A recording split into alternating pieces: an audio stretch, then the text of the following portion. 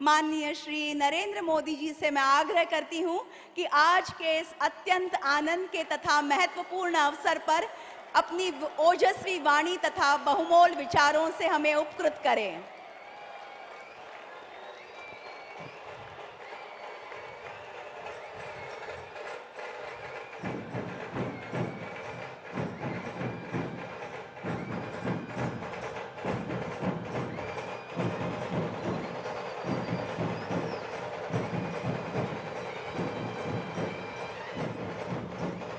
भारत माता की, भारत माता की।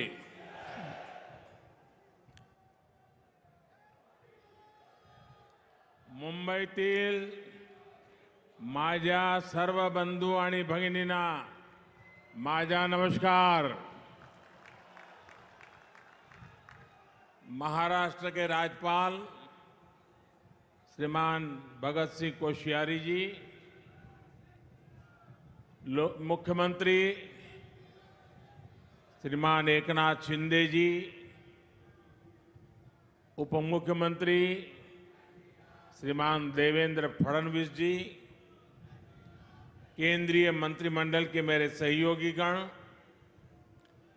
विधानसभा स्पीकर श्री राहुल नार्वेकर जी, महाराष्ट्र सरकार के सभी अन्य मंत्रीगण, सांसद और विधायकगण और विशाल संख्या में पधारे आए हुए मेरे प्यारे भाई और बहनों,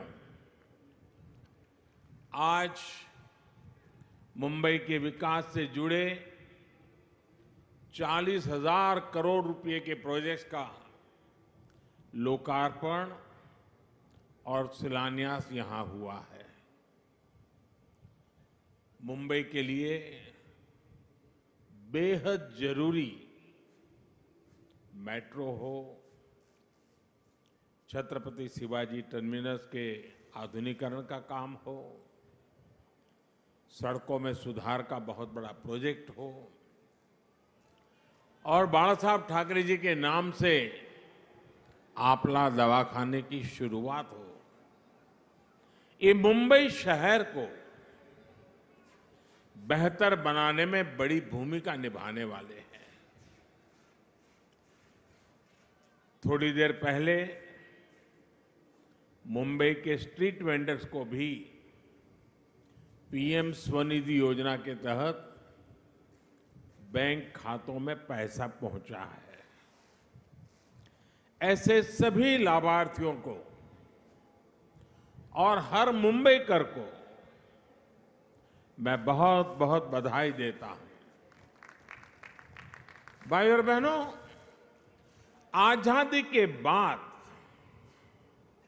पहली बार आज भारत बड़े सपने देखने और उन सपनों को पूरा करने का साहस कर रहा है। वरना हमारे यहां तो पिछली सदी का एक लंबा कालखंड सिर्फ और सिर्फ गरीबी की चर्चा करना, दुनिया से मदद मांगना, जैसे तैसे गुजारा करने में ही बीत गया। ये भी आजाद भारत के इतिहास में पहली बार हो रहा है जब दुनिया को भी भारत के बड़े बड़े संकल्पों पर भरोसा है। इसलिए आजादी के अमृत काल में विकसित भारत के निर्माण की जितनी उत्सुकता भारतीयों को है, उतना ही आशावाद दुनिया में भी दिख रहा है। और अभी शिंदे जी दावोस का अपना अनुभव वर्णन कर रहे थे। ये सब जगह पे यही अनुभव आ रहा है। भारत को लेकर दुनिया में इतनी पॉजिटिविटी इसलिए है क्योंकि आज सबको लगता है कि भारत अपने सामर्थ्य का बहुत ही उत्तम तरीके से सदुपयोग कर रहा है। आज हर किसी को लग रहा है कि भारत वो कर रहा है जो तेज विकास के लिए, समृद्धि के लिए बहुत आवश्यक है। आज भारत अभूतपूर्व आत्मविश्वास से भरा हुआ है।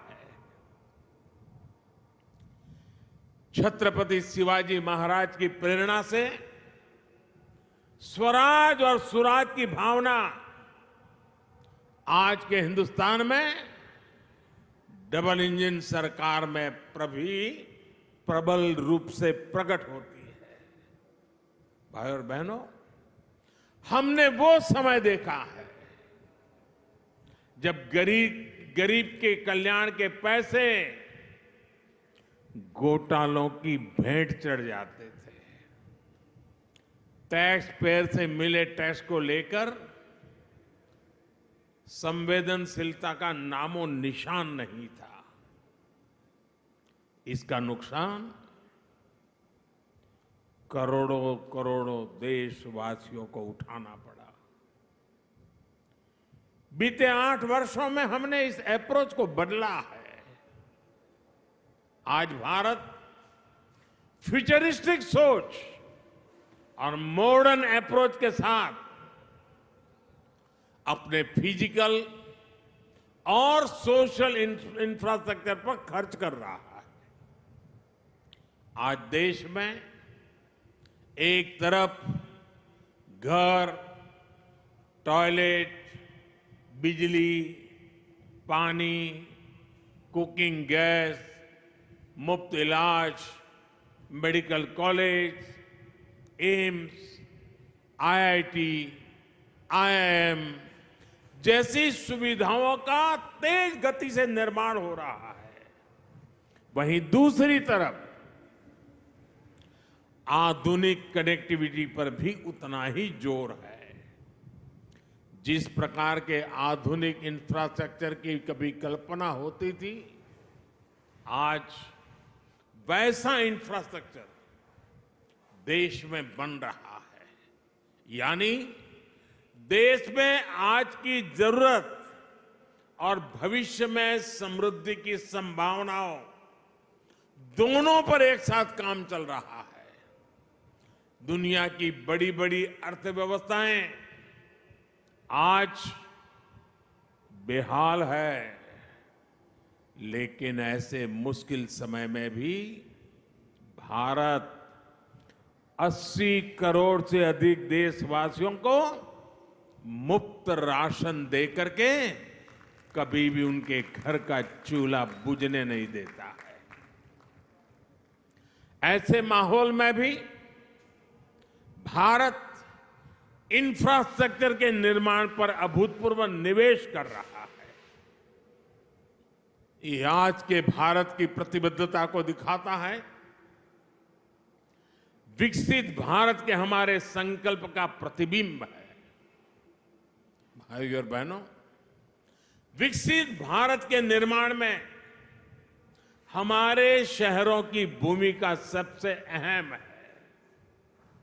इसमें भी अगर हम महाराष्ट्र की बात करें तो आने वाले 25 वर्षों में राज्य के अनेक शहर भारत की ग्रोथ को गति देने वाले हैं।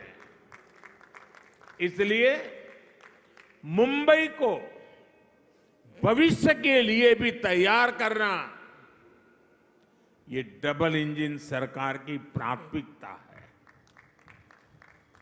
हमारी ये प्रतिबद्धता मुंबई में मेट्रो नेटवर्क के विस्तार में भी दिखती है। 2014 तक मुंबई में सिर्फ 10-11 किलोमीटर तक मेट्रो चलती थी। जैसे ही आपने डबल इंजन सरकार बनाई, वैसे ही इसका तेजी से विस्तार हुआ है। कुछ समय के लिए काम धीमा जरूर हुआ, लेकिन शिंदे जी और देवेंद्र जी की जोड़ी के आते ही अब फिर तेजी से काम होने लगा है। मुंबई में 300 किलोमीटर के नेटवर्क की तरफ हम तेज गति से आगे बढ़ रहे हैं। साथियों, आज देश भर में रेलवे को आधुनिक बनाने के लिए मिशन मोड पर काम चल रहा है। मुंबई लोकल और महाराष्ट्र की रेल कनेक्टिविटी को भी इससे फायदा हो रहा है। डबल इंजन सरकार सामान्य मानवी को भी वही आधुनिक सुविधा, वही साफ सफाई, उसी तेज रफ्तार का अनुभव देना चाहती है जो कभी साधन संपन्न लोगों को ही मिलती थी। इसलिए आज रेलवे स्टेशनों को भी एयरपोर्ट की तरह ही विकसित किया जा रहा है। अब देश के सबसे पुराने रेलवे स्टेशनों में से एक छत्रपति शिवाजी महाराज टर्मिनस का भी कायाकल्प होने जा रहा है। हमारी ये धरोहर अब 21वीं सदी के भारत की शान के रूप में भी विकसित होने जा रहा है। यहां लोकल और लंबी दूरी की ट्रेनों के लिए अलग अलग सुविधाएं बनेगी। लक्ष्य यही है कि सामान्य यात्रियों को बेहतर सुविधा मिले, काम के लिए आना जाना आसान हो। ये स्टेशन सिर्फ रेलवे की सुविधाओं तक सीमित नहीं रहेगा, बल्कि ये मल्टी मॉडल कनेक्टिविटी का भी हब होगा। यानी बस हो, मेट्रो हो, टैक्सी हो, ऑटो हो, यातायात के हर साधन यहां एक ही छत के नीचे कनेक्टेड होंगे। इससे यात्रियों को एक सीमलेस कनेक्टिविटी मिलेगी। यही मल्टी मॉडल कनेक्टिविटी है जिसे हम देश के हर शहर में विकसित करने जा रहे हैं। साथियों, आधुनिक होती मुंबई लोकल मेट्रो का व्यापक नेटवर्क, दूसरे शहरों से वंदे भारत और बुलेट ट्रेन से तेज आधुनिक कनेक्टिविटी आने वाले कुछ वर्षों में मुंबई का कायाकल्प होने जा रहा है। गरीब मजदूर से लेकर कर्मचारी, दुकानदार और बड़े बड़े बिजनेस संभालने वाले, सबके लिए यहां रहना सुविधाजनक होगा। यहां तक कि आसपास के जिलों से भी मुंबई आना जाना भी सुलभ होने वाला है। कोस्टल रोड हो, इंदु मिल स्मारक हो, नवी मुंबई का एयरपोर्ट हो, ट्रांस हार्बर लिंक हो, ऐसे अनेक प्रोजेक्ट्स मुंबई को नई ताकत दे रहे हैं। धारावी पुनर्विकास, पुरानी चाल का विकास, सब कुछ अब ट्रैक पर आ रहा है और मैं इसके लिए शिंदे जी और देवेंद्र जी को बधाई देता हूं। मुंबई की सड़कों को सुधारने के लिए भी आज बहुत बड़े स्तर पर जो काम शुरू हुआ है, ये भी डबल इंजन सरकार की प्रतिबद्धता को दिखाता है। भाइयों और बहनों, आज हम देश के शहरों के कंप्लीट ट्रांसफॉर्मेशन पर काम कर रहे हैं। प्रदूषण से लेकर स्वच्छता तक शहरों की हर समस्या का समाधान ढूंढा जा रहा है। इसलिए हम इलेक्ट्रिक मोबिलिटी पर इतना बल दे रहे हैं, इसके लिए इंफ्रास्ट्रक्चर तैयार कर रहे हैं। बायोफ्यूल आधारित ट्रांसपोर्ट सिस्टम हम तेजी से लाना चाहते हैं। हाइड्रोजन फ्यूल से जुड़े ट्रांसपोर्ट सिस्टम के लिए भी देश में मिशन मोड पर काम चल रहा है। यही नहीं, हमारे शहरों में कूड़े की, वेस्ट की जो समस्या है, उसे भी हम नई टेक्नोलॉजी से दूर करने के लिए एक के बाद एक कदम उठा रहे हैं। वेस्ट टू वेल्थ का बहुत बड़ा अभियान देश में चल रहा है। नदियों में गंदा पानी ना मिले, इसके लिए वाटर ट्रीटमेंट प्लांट लगाए जा रहे हैं। साथियों, शहरों के विकास के लिए देश के पास सामर्थ्य की और राजनीति की इच्छा शक्ति की किसी भी चीज की कमी नहीं है। लेकिन हमें एक बात और समझनी होगी। मुंबई जैसे शहर में प्रोजेक्ट को तब तक तेजी से नहीं उतारा जा सकता जब तक स्थानीय निकाय की प्राथमिकता भी तेज विकास की ना हो। जब राज्य में विकास के लिए समर्पित सरकार होती है, जब शहरों में सुशासन के लिए समर्पित शासन होता है, तभी ये काम तेजी से जमीन पर उतर पाते हैं। इसलिए मुंबई के विकास में स्थानीय निकाय की भूमिका बहुत बड़ी है। मुंबई के विकास के लिए बजट की कोई कमी नहीं है। बस मुंबई के हक का पैसा सही जगह पे लगना चाहिए। अगर वो भ्रष्टाचार में लगेगा, पैसा बैंकों की तिजोरी में बंद पड़ा रहेगा, विकास के काम को रोकने की प्रवृत्ति होगी, तो फिर मुंबई का भविष्य उज्जवल कैसे होगा? मुंबई के लोग, यहां के सामान्य जन परेशानियां झेलते रहे, ये शहर विकास के लिए तरसता रहे। ये स्थिति 21वीं सदी के भारत में कभी भी स्वीकार्य नहीं हो सकती है और शिवाजी महाराज के महाराष्ट्र में तो कभी नहीं हो सकती है। मैं मुंबई के लोगों की हर परेशानी को समझते हुए बहुत बड़ी जिम्मेवारी के साथ इस बात को रख रहा हूं। भाजपा की सरकार हो, एनडीए की सरकार हो, कभी विकास के आगे राजनीति को नहीं आने देती।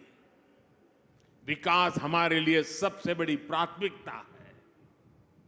अपने राजनीतिक स्वार्थ की सिद्धि के लिए भाजपा और एनडीए की सरकारें कभी विकास के कार्यों पर ब्रेक नहीं लगाती। लेकिन हमने पहले के समय मुंबई में ऐसा होते बार बार देखा है। पीएम स्वनिधि योजना भी इसका एक उदाहरण है। हमारे शहरों में रेहड़ी वाले, पटरी वाले, ठेले वाले, ये काम करने वाले साथी जो शहर की अर्थव्यवस्था का अहम हिस्सा है, उनके लिए हमने पहली बार योजना चलाई। हमने इन छोटे व्यापारियों के लिए बैंकों से सस्ता और बिना गारंटी का ऋण निश्चित किया। देश भर में लगभग 35 लाख रेहड़ी पटरी वालों को इसका लाभ मिल चुका है। इसके तहत महाराष्ट्र में भी 5 लाख साथियों को ऋण स्वीकृत हो चुके हैं। आज भी 1 लाख से अधिक साथियों के बैंक खाते में सीधे पैसे जमा हो गए हैं। ये काम बहुत पहले होना चाहिए था, लेकिन बीच के कुछ समय में डबल इंजन की सरकार ना होने के कारण हर काम में अड़ंगे डाले गए, रुकावटें पैदा की गई, जिसका नुकसान इन सभी लाभार्थियों को उठाना पड़ा।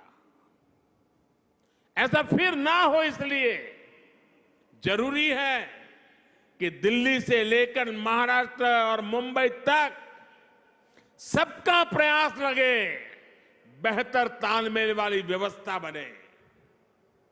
साथियों, हमें याद रखना है कि स्वनिधि योजना सिर्फ लोन देने की योजना भर नहीं है, बल्कि ये रेहड़ी पटरी और ठेले वाले हमारे साथियों का आर्थिक सामर्थ्य बढ़ाने का अभियान है।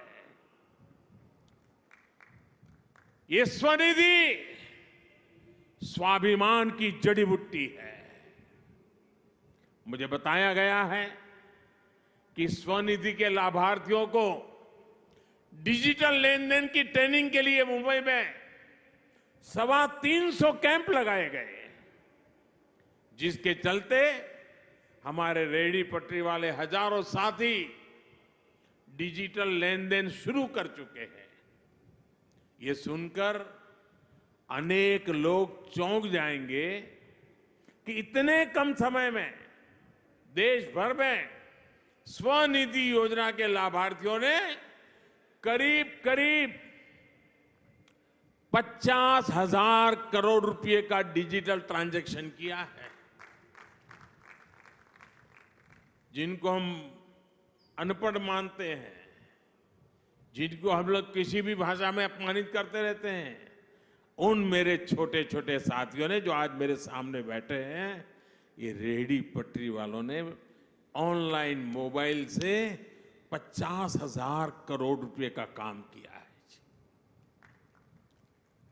और उनका ये पराक्रम, उनका परिवर्तन का ये मार्ग निराशावादियों के लिए बहुत बड़ा जवाब है, जो कहते थे कि रेहड़ी ठेले पर डिजिटल पेमेंट कैसे होगी। डिजिटल इंडिया की सफलता इस बात का उदाहरण है कि जब सबका प्रयास लगता है तो असंभव कुछ भी नहीं होता है। सबका प्रयास की इसी भावना से हम मिलकर मुंबई को विकास की नई ऊंचाई पर ले जाएंगे। और मैं मेरे रेहड़ी पटरी वाले भाइयों से मैं कहना चाहता हूं, आप मेरे साथ चलिए। आप 10 कदम चलेंगे तो मैं 11 कदम चलूंगा आपके लिए।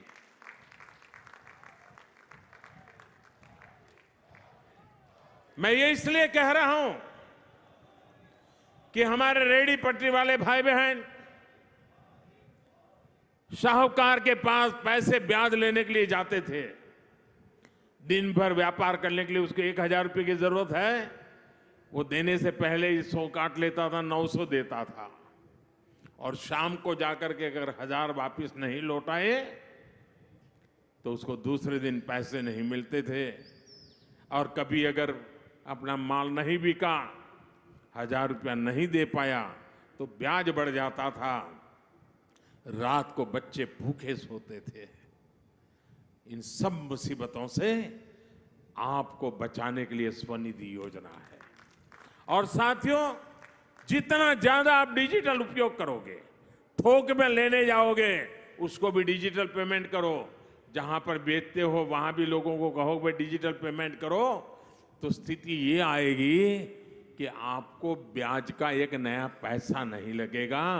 आप कल्पना कर सकते हैं कि आपके कितने पैसे बचेंगे आपके बच्चों की शिक्षा के लिए, आपके बच्चों के भविष्य के लिए कितना बड़ा काम होने वाला है। इसलिए मैं कहता हूं साथियों, मैं आपके साथ खड़ा हूं। आप 10 कदम चले, मैं 11 चलने के लिए तैयार हूं, वादा करने आया हूं। आपके उज्जवल भविष्य के लिए मैं आज आपसे आंख में आंख मिला करके ये वादा करने मुंबई की धरती पे आया हूं साथियों। और मुझे भरोसा है कि इन छोटे छोटे लोगों के पुरुषार्थ और परिश्रम से देश नई ऊंचाइयों को पार करके रहेगा। इसी विश्वास को लेकर के जब मैं आज फिर एक बार आपके पास आया हूं, मैं सभी लाभार्थियों को, सभी मुंबईकरों को, पूरे महाराष्ट्र को, और मुंबई तो देश के धड़कन है, पूरे देशवासियों को भी मैं इस विकास कार्यों के लिए बधाई देता हूं। शिंदे जी और देवेंद्र जी की जोड़ी आपके सपनों को साकार करेगी, ये मेरा पूरा विश्वास है। बोलो भारत माता की, भारत माता की। बहुत बहुत धन्यवाद।